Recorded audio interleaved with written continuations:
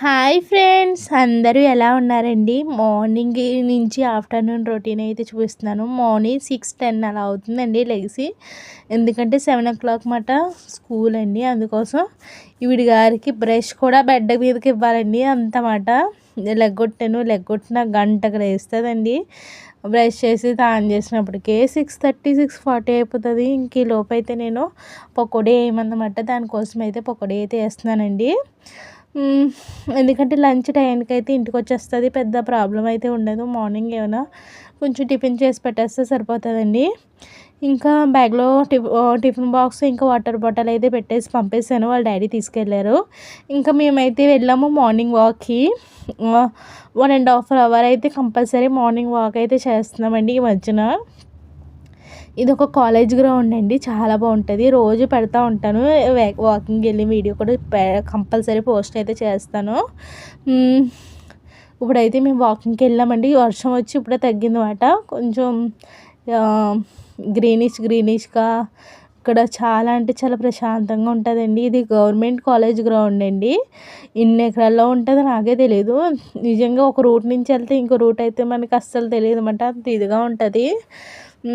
రోజు వచ్చే వాళ్ళకైతే గుర్తుంటుంది, కానీ నాకైతే కొంచెం నుంచి వెళ్తే ఏ దారి వస్తుందో కొంచెం తెలుసుకోవాలి. ఎందుకంటే 3-4 days నుంచి అయితే వస్తున్నామండి.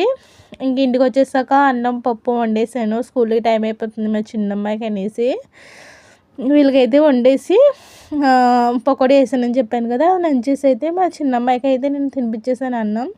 అన్నం తినిపించేసి ఆమెనైతే రెడీ చేసి స్కూల్కి దింపాలండి. ఈ లోపైతే నేను స్కూల్ని దింపేసి వచ్చేసాక నేను వేడిగా చికెన్ బిర్యానీ చేసుకుంటున్నాను.